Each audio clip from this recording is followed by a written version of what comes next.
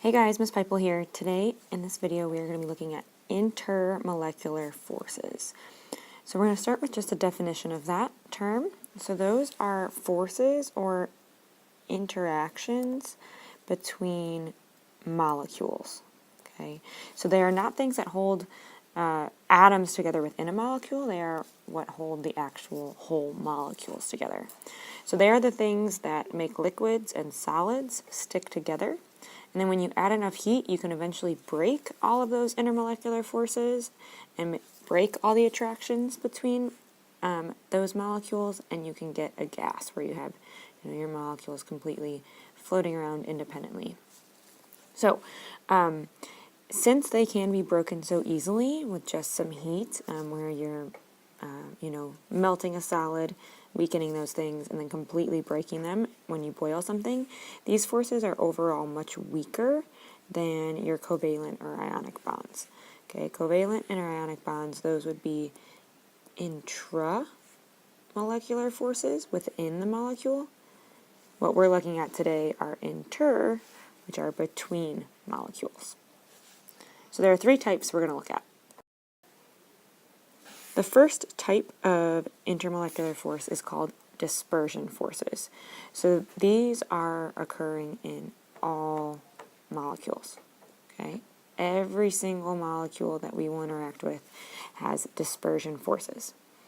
And so what is happening when we have dispersion forces is that we need to think about the fact that atoms and molecules are made up of charged particles, particularly that they have electrons kind of floating around on the outside of them. Okay, or the protons are all kind of stuck in the middle. The electrons are what are mainly interacting with the outside world. So what happens, and if you look at the picture down here, we have something called an instantaneous dipole. So those electrons are constantly moving, and it may end up that most of them are on one side of that atom, or excuse me, that molecule for a little bit. And then what happens is that gives one side of that molecule a little bit of a negative charge and leaves the other side of the molecule a little unbalanced with a slightly positive charge. That then creates a chain reaction. This slightly positive side is going to attract the negative electrons of the neighboring molecule. And so then those negative and positives are going to attract one another. And it's a chain reaction that we can see kind of in all molecules. And this is very short-lived, right? Because those electrons are moving very, very quickly. And so that's a very short interaction, and it's a very weak interaction. So the things we need to know about dispersion forces are, one, that they're really instantaneous dipoles that cause a chain reaction of that polarization of the other molecules, or causing the other molecules nearby to have two charged sides. But it's also very weak. Okay, this is the weakest form of any intermolecular force because those are very short-lasting, and because the charges that we're dealing with are very, very small. So those are properties of dispersion forces, and then we need to know that all substances, every single thing, has the intermolecular force of dispersion. Okay, the second type of intermolecular force is a dipole-dipole interaction. And so these interactions only occur between polar covalent bonds in separate molecules, okay? Which really means that the molecule itself has to be polar. Okay, so dipole-dipole interactions only occur in polar molecules because what we're looking at is the attraction between permanent dipoles. So in dispersion forces, we're looking at like those instantaneous, very short-lived dipoles, or two poles. In polar molecules, we have a permanent side that's partially positive and partially negative. And so that's going to interact with the opposite charge of a neighboring molecule. So the partially negative is going to be attracted to the partially positive side of the neighboring molecule. Okay? So these are pretty straightforward. It's also a pretty descriptive name if you think about it. When we talk about a dipole, we're talking about those two poles in a molecule. So it's the interaction of the dipole in molecule A and the oppositely charged dipole in molecule B. And we can see a couple different orientations of it here at the bottom of the screen. Okay, the last form of intermolecular force we're going to look at is called hydrogen bonding. Okay, hydrogen bonding is essentially a special type of dipole-dipole. It is just like an extra strong version of dipole-dipole. So that's why this is a Corvette. Okay, if you did not know, it is Chevy that makes Corvette. If you drove a Corvette, you wouldn't say that you just drove a Chevy, right? You're going to say that extra special thing about it. So that's kind of the same idea with hydrogen bonding. It is a dipole-dipole interaction, but it does have a little bit of extra special qualities about it. And so this is when we have a polar molecule. Okay, so the molecule must be polar. And then within that polar molecule, you have hydrogen bonded to nitrogen, oxygen, or fluorine. Okay, the reason we are talking about nitrogen, oxygen, and fluorine is because those are the most electronegative elements on the periodic table. And so that those dipoles are actually way bigger than we would see in other instances. And so those charges are larger, meaning those interactions are going to be stronger. So this is just a very strong version of a dipole-dipole interaction because those charges are are much bigger. Okay, so let's look at some more pictures of those. Okay, so we can see here this is water. Okay, water's special properties are all due to hydrogen bonding. Okay, they all come from H bonds.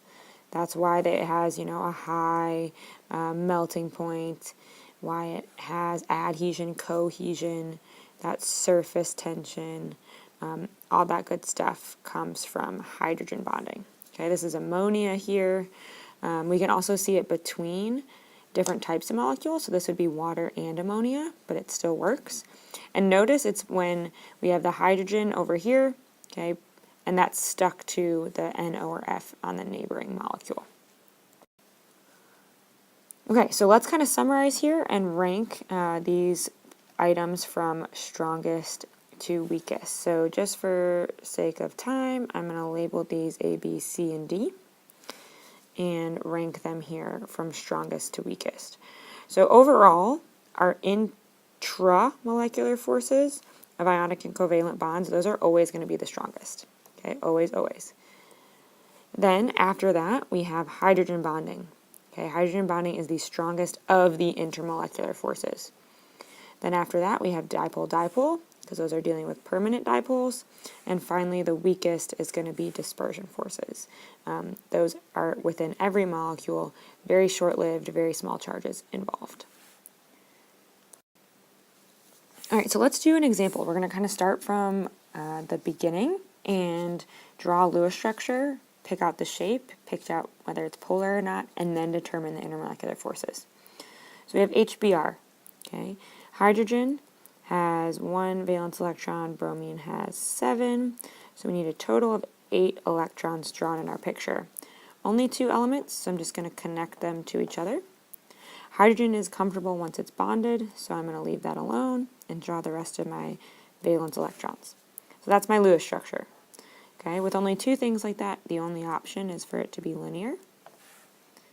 All right, and then we got to think about whether or not this bond is polar. And it turns out that this bond definitely is polar. Bromine is way more electronegative than hydrogen, and so we're going to see a partial negative over here and a partial positive over here.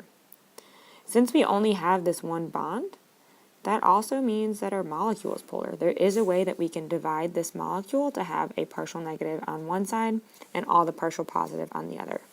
So this definitely, therefore, is a polar molecule. All right. So then when we're going to look at our intermolecular forces, anytime you're asked for the intermolecular forces, you're always going to write dispersion because literally every single thing has dispersion forces.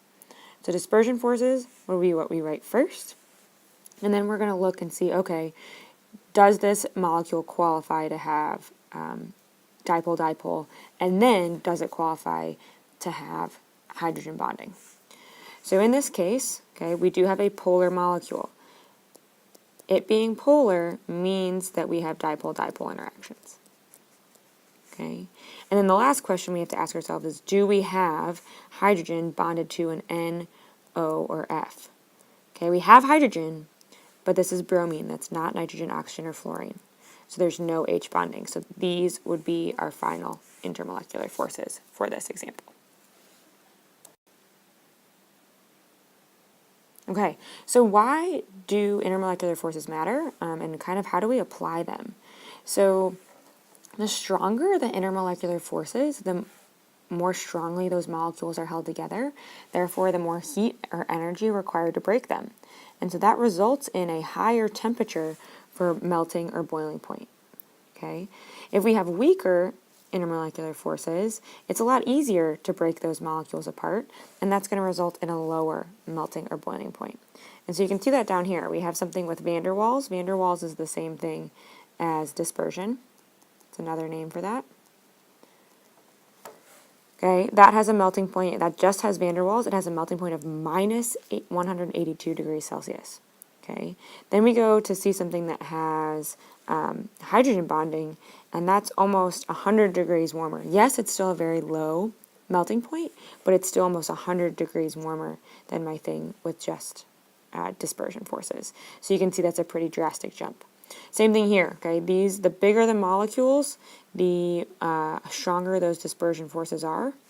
And so as these molecules get bigger and bigger and bigger, you can see those boiling points go up and up and up, okay? Indicating that we have stronger intermolecular forces there. Okay, and last thing just to summarize, okay, this interaction here is the intermolecular force. This would be our intra, okay? Which would be, in this case, a covalent bond. Okay, and this and dot dot dot over here indicates the intermolecular force of a dipole-dipole interaction because this is a polar molecule. Okay, please write down any questions you guys have, or we'll summarize this and see some examples of how this actually works in class tomorrow. And if you want, the last thing that I would challenge you to do would be to arrange these terms in a concept map. Okay, so I would define them. I would create some sort of organization that shows their relative strengths and how they are related to one another. And I will show you mine tomorrow.